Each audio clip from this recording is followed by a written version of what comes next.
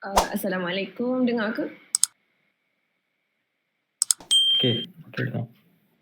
Okay, so my name is AQILAH and I would like to present about pulmonary embolism management at ED.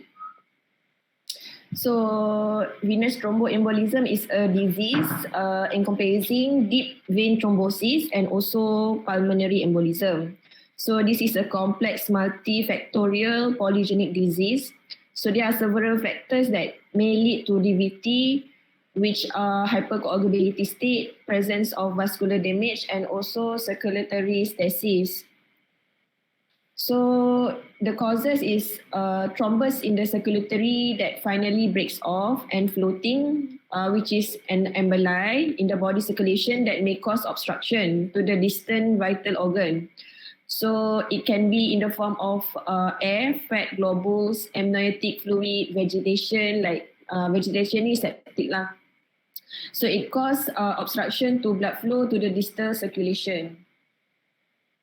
So there's the three factors which I've told before is known as Virchow's triad, which is hemodynamically stasis, hypercoagulability state, and also endothelial injury, which may contribute to venous thromboembolism. So the risk factors can be inherited, like patient with thrombophilia, atherosclerosis, in a malignancy, so malignancy is a predisposal factor, or in a protein C or S deficiency. So it can be acquired also, age-related malignancy in anti-phospholipid antibody patient, atherosclerosis, patient with cellulitis, in a COVID-19 patient, patient with myocardial infarction, any motor vehicle accident or trauma which has long bone fractures, smoking, varicose vein, and also obesity. In a transient, we call it as transiently in a high risk for VTE, like patient with post-surgical or major trauma, in a pregnancy or postpartum, patient that take oral contraceptive or in a hormone replacement therapy, prolonged immobilization, nephrotic syndrome, and also in a state of dehydration. So the clinical features for deep vein thrombosis, sometimes it can be asymptomatic, but usually patient presented with unilateral minor leg discomfort, sometimes pain, and maybe with swelling. So the affected leg appears swelling, erythematous, and tender. Superficial veins dilated, and in this affected leg, Homan sign is positive. Differential could be cellulitis and also intramuscular abscess. So we have to rule out these two also lah. So when there's a thrombus present in within deep vein, cause extravasation to the local area, which lead to swelling, pain, redness to the affected lower limb. So the clinical features of pulmonary embolism, patient has sudden onset of dyspnea and also substernal or pleuritic chest pain. Ada cough with or without hemoptysis. Hemoptysis ni dah massive dah lah. Febrile or also hypotension. Like I told you, pleuritic chest pain and hemoptysis suggest pulmonary infarction. So in a massive PE, patient may have cardiac arrest. So patient can appear tachypneic, shallow breath, and also tachycardic. Split second heart sound, S3, S4, and also GV distension lah. Patient will appear shocked sometimes. To diagnose DVT, we use well score. Like we always use in the ward, like when we suspect patient with pulmonary embolism. And at ED, we can also use PERC rule, pulmonary embolism rule out criteria rule lah. So in the PERC rule, we ask ourselves by seeking patient history to fulfill the criteria of PERC rule. If no criteria are present, so it rules out pulmonary embolism. In a well score, we check for the clinical signs and symptoms of DVT. where we suspect PE is the most likely diagnosis. Patient will be tachycardic and history of embolization surgery in previous 4 weeks, had history of DVT or PE before, has hemoptysis, or is in active malignancy or treatment within 6 month duration.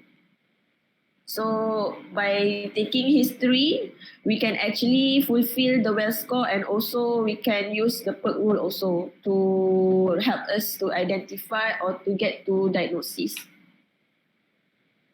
Several investigation can be done.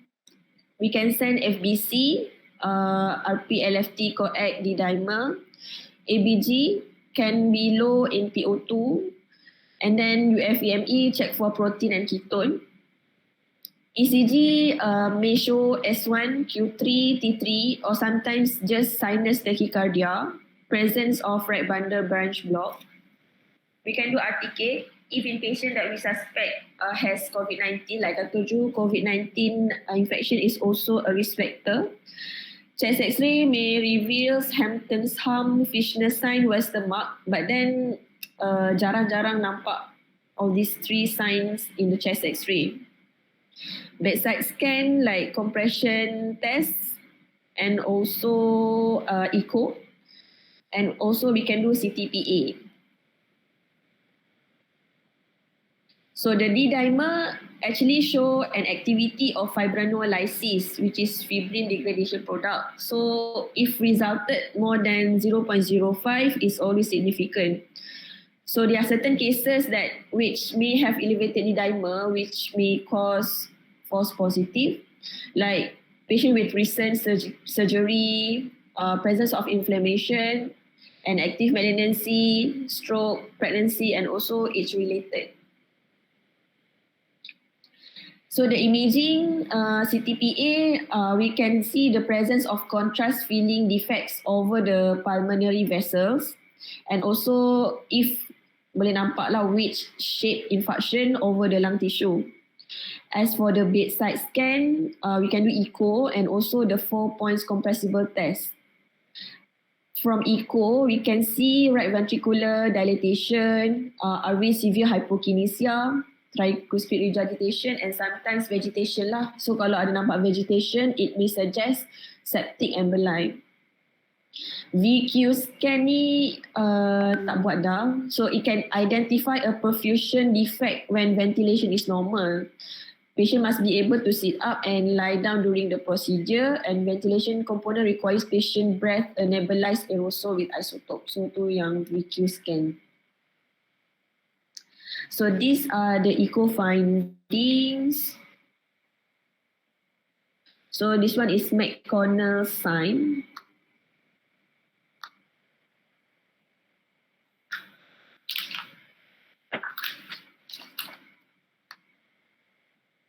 McConnell sign is RV segmental dysfunction characterized by severe hypokinesia, sometimes akinesia or dyskinesia lah, of mid right ventricular free wall.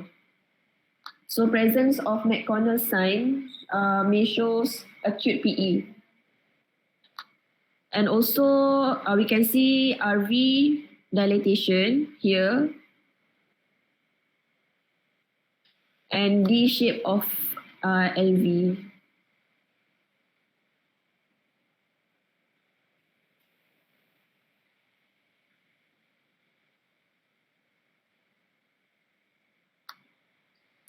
So the other imaging like chest X-ray, inflational sign.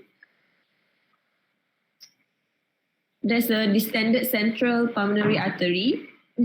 For the Hampton sign, presence of pulmonary infarction, peripheral opacity towards the hilum, and also Westermarck sign, which show pulmonary oligemia, which parts of the lung affected by emboli. But usually, as I told before, the chest X-ray would be clear. So only sometimes you can see the 3 signs mentioned. So from the diagnosis, can PE be ruled out with the clinical assessment? Like say PERC score negative, If yes, we can rule out PE, so we does not need no need for D-dimer. If the PERC rule is the answer is not no, so we can assess the possibility by using well score. So we can do chest X-ray and ECG throughout other pathology also. If the well score is low risk, which the score is 4 or below, we can send D-dimer. If let's say the well score is high risk, like it score 4.5 or more, or patient with no DVT, we can straight away do imaging CTPA. In a patient with low risk but the D-dimer is positive, we can also proceed with the CTPA. So approach acute PE in ED. First, we triage the patient by looking at the vital sign. If hemodynamically stable, we can treat patient in yellow zone, but we have to put on continuous cardiac monitoring.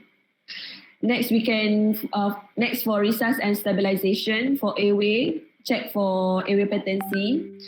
Intubate if patient unable to maintain intubate if unable to maintain airway, and breathing, SpO2, check for patient current situation. If hypoxia, start oxygen supplementation, like we can put high flow mask or an IV. For the circulation, insert 2 large bore branula, check BP. If let's say if patient is hypotensive, start on NORAD. It would be better to start on NORAD rather than fluid resuscitation in PE. And then we establish diagnosis, take history, check for possible risk factor, clinical presentation, and also by doing this history taking, we can apply PERC and well scoring. Do physical examination, check for any possible causes or points that leads to the diagnosis of PE.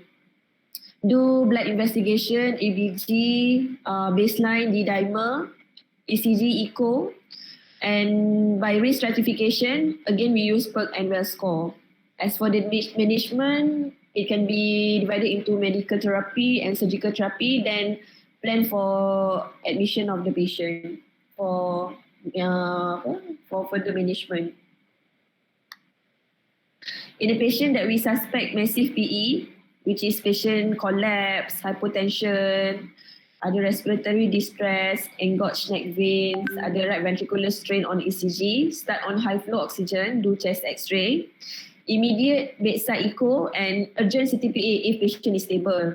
We can give heparin 5,000 unit, 80 unit per kilo. If not for thrombolysis, we can give Clexane 1 to 1.5 mg per kg. So treatment like hemodynamic status, check regular vital sign monitoring, fluids tu kena use with caution, oxygen support, and then for thrombolysis we use IV alteplase, and then for the medication we can use heparin in patient given as infusion. Need to monitor PTT and to adjust accordingly lah. For the low molecular weight heparin, can be used outpatient. We have NOAC and DOAC. Can use as outpatient, no need monitoring. And then for warfarin, we need to monitor the INR because it can cause high risk of bleeding in patient. For the surgical approach, can have IVC filter, and also we can do embolectomy. So the indication of thrombolysis, we use in patient that highly suspected or confirmed massive PE. In a cardiac arrest or peri-arrest patient, we use IV alteplase 50 mg stat, and then the second 50 mg IV over 1 hour post ROSC lah. In a clinical cardiogenic shock, we use IV alteplase 10 mg over 1 to 2 minutes, then IV alteplase 90 mg over 2 hours. Normotensive but has evidence of right heart strain on echo or positive troponin, we use IV alteplase 50 mg over 1 hour. So check for any possible contraindication to Klexane, like patient with active bleeding, non-bleeding disorder, patient with thrombocytopenia, severe uncontrolled hypertension, recent intracranial hemorrhage, major surgery within 2 months, and acute bacterial endocarditis. We need to use with caution lah. For the VTE prophylaxis, since we know later if the patient had already developed pulmonary embolism or patient with high possibility of getting venous thromboembolism, we can suggest patient to use compression stocking and then to hourly positioning like patient who are bedridden. And patient, we can start on lifelong anticoagulants as a prophylaxis and also early mobilization for those who are post-surgical major surgical procedure, and hydration, as dehydration can leads to pulmonary embolism also. So my reference are from Tinitali, NHS Emergency Department, Toronto, notes, and also back to essential emergency. Thank you.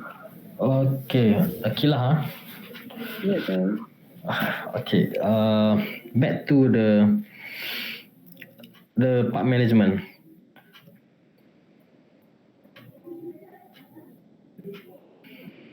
Next.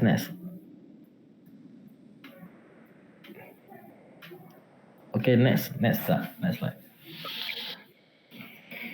slide. Yang that one massive PE. massive PE. Okay. Nah, correct sikit lah regarding this slide lah. Sorry ya. Okay. That one yang give heparin 5,000 unit is bolus lah. Then subsequently you have, if let's say you not opt for thrombolysis, ada contraindication ke for patient water sign not so and so, still can okay, acceptable, systolic still maintain, systolic BP maintain, but then you not opt for thrombolysis, then you can prior to either before CTBA or the post CTBA, you can ada option lah. Option tu heparin or low apa tu heparin ni unfractionated heparin, that or Klexane lah. Klexane ni low molecular weight heparin. So it's not two it's all lah. Choice or option lah. It's not two. It's not heparin then Klexane. You must choose one. Or if let's say patient pun not is contraindicated for Klexane, such as patient some is contraindicated lah, then the other option is Fonda Parinox 7.5 mg, ataupun if obese can up to 10 mg lah. Okay. So ada question from AQILAH, from presenter, from others? Saya tak ada kot. Okay. Acute PE, wherever you go, you must know. Sebab if you look at the high risk, the risk factor, back to AQILAH, back yang VICO triad. Okay. Anything about medical cost or surgical cost, you kena relate all this VICO triad.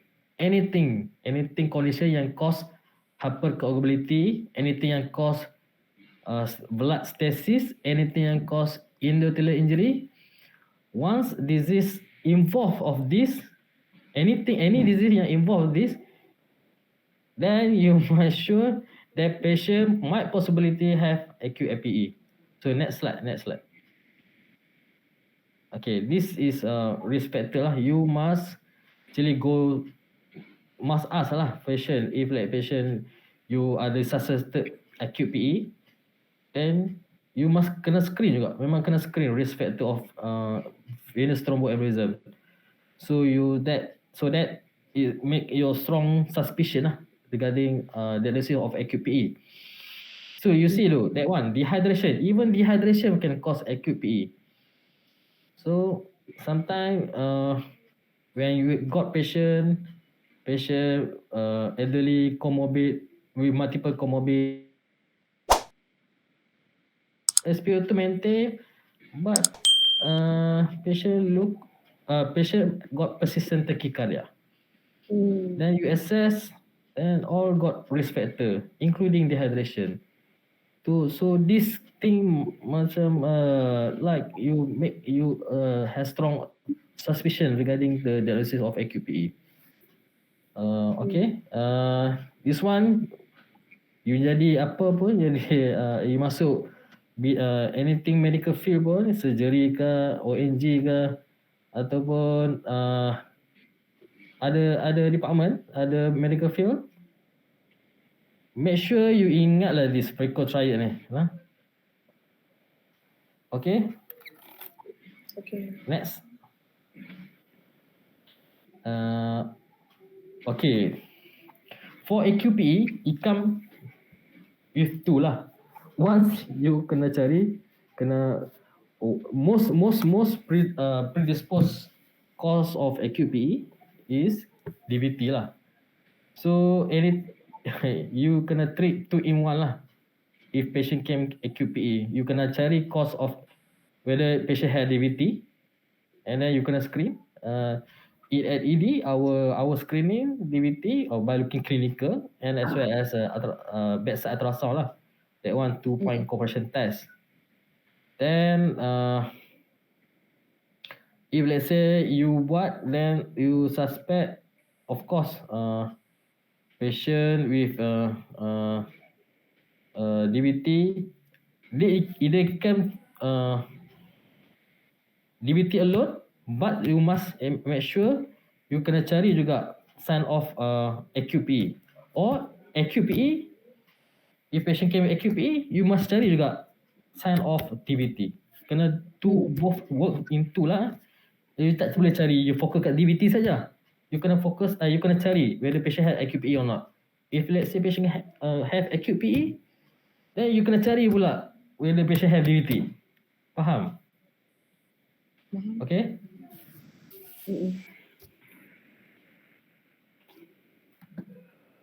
Regarding the radiology, AQILAH pergi yang radiological part. Okay, tadi macam AQILAH cakap VQ scan tak buat sekarang. Actually dia buat. Di some center lah. Di some center. Why VQ? Dulu VQ lah. Sebab dulu previous technology tak support CTPA ni. CTPA ni dulu ada tapi it's not like now lah. But VQ scan since memang dah lama VQ scan. If let's say CTPA inconclusive, then they will order VQ scan. VQ scan ni usually dia under nuclear medicine. Nuclear medicine. So that's why some center saja yang boleh buat. Faham? Okay. One question regarding the ECG. Back to ECG. So ECG dalam tu dia tulis S1 Q3 T3. Sinus tachycardia RBBB T inversion B1 B3. Which one most common? Sinus tachycardia. Yes. Why?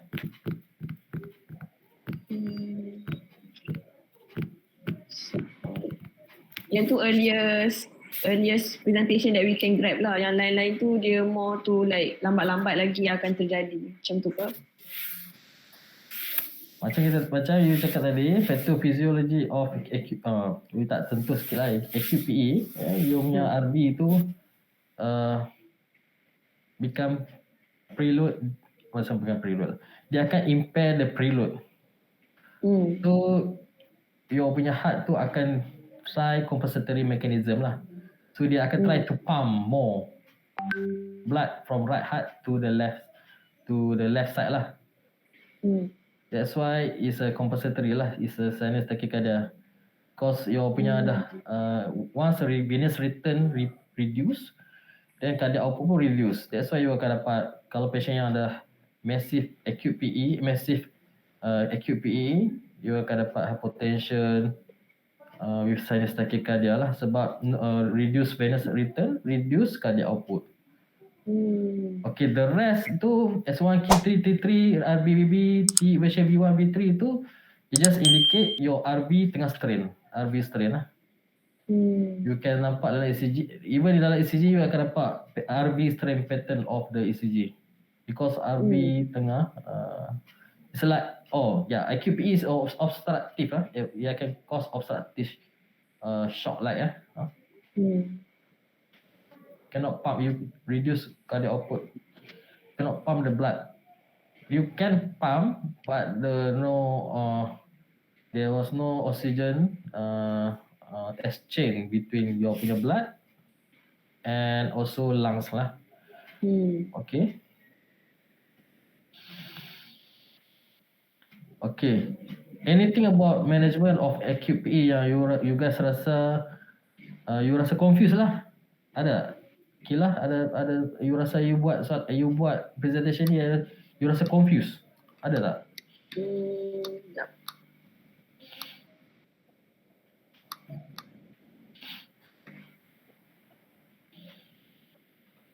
The main thing is kita guna IV as the place lah kan, doktor? Okay. Regarding the alter place ni the recombinant TPA lah, recombinant plasminogen activator ni. Kita ada option.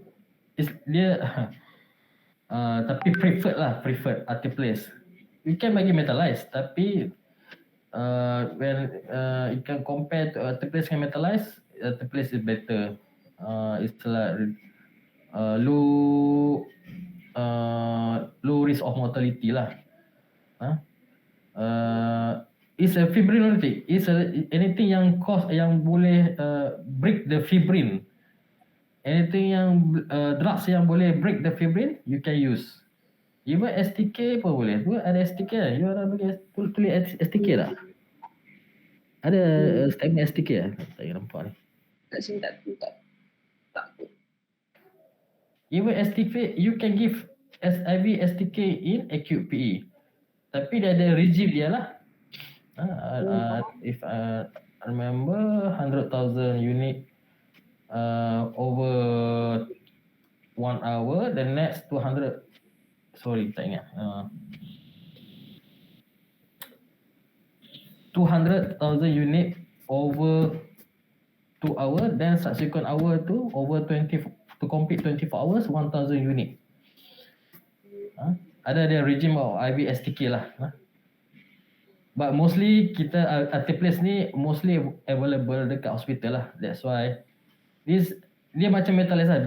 Dia bagi bolus stat, then yang apa tu, in cardiology shock ni, yang with clinical cardiology shock ni, dia punya regime tu alter place over 1-2 minute, and then 10% over 1-2 minute, then the next 90% over 2 hours. Okay.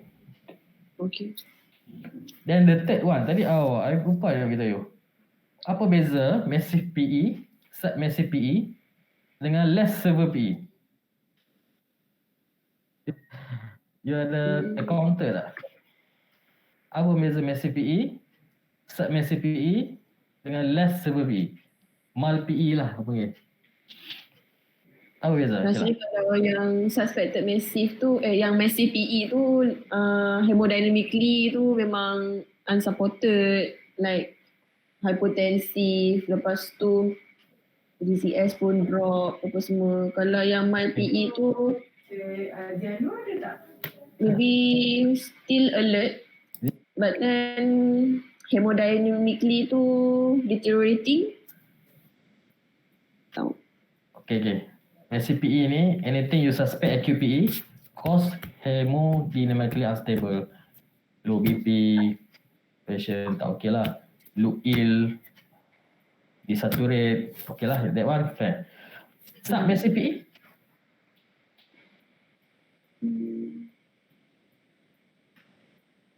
Usually massive PE ni dia total blockage of the pulmonary trunk. So you cannot masuk blood pun. Blood cannot be pumped into the lung. Lung pun tak boleh pump, tak go through the cardiac, the left side of heart.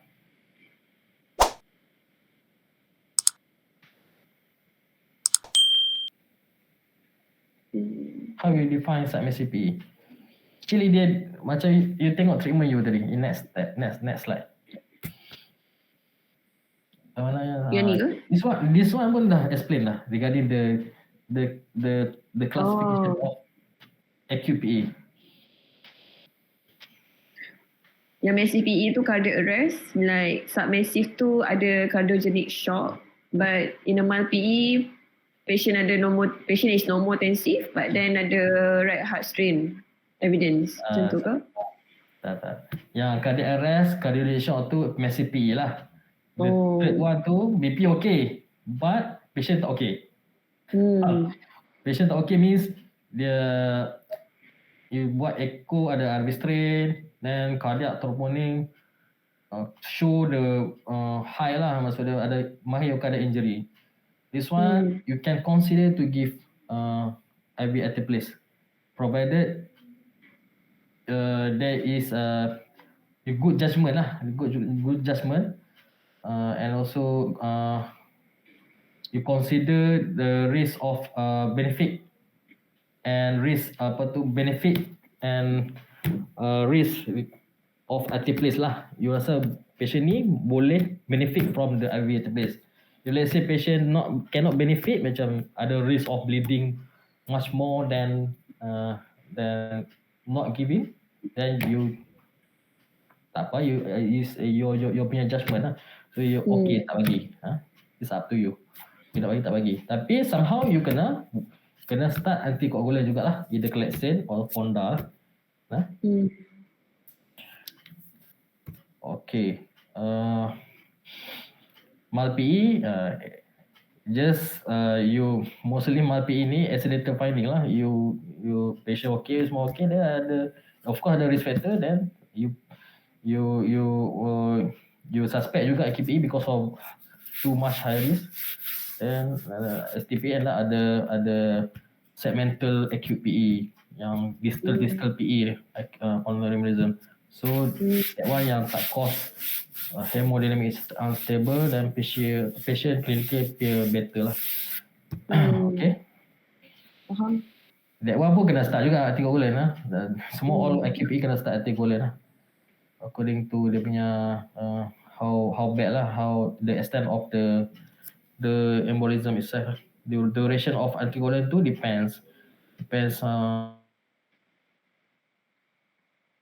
apa tu pulmonary embolism tu. Okay. Okay, anything? Dr. Fairuz ada nak tanya apa-apa? Dr. Fairuz ada meeting ni, sorry. Dia open saja tapi dia ada meeting.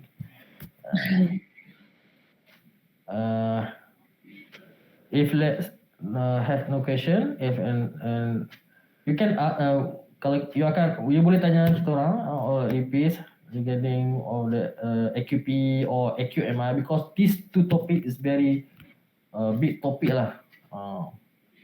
Memang big topic and major topic as well. Jadi banyak lagi nak kena tahu ni, knowledge ni. Then also two topic ni is a part of assessment lah, and of posting assessment lah. So memang you kena baca balik, study balik lah, because these two is favorite question lah, and of postingnya assessment. Then if you rasa ada benda nak tanya regarding management of this both topic lah, you can tanya saja siapa-siapa in our department.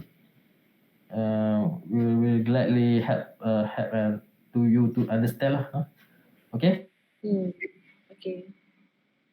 Okay kot. Dah kita habis, end of the presentation. Thank you AQILAH, and thank you Fadlina. Okay? Thank you, Doktor. Okay.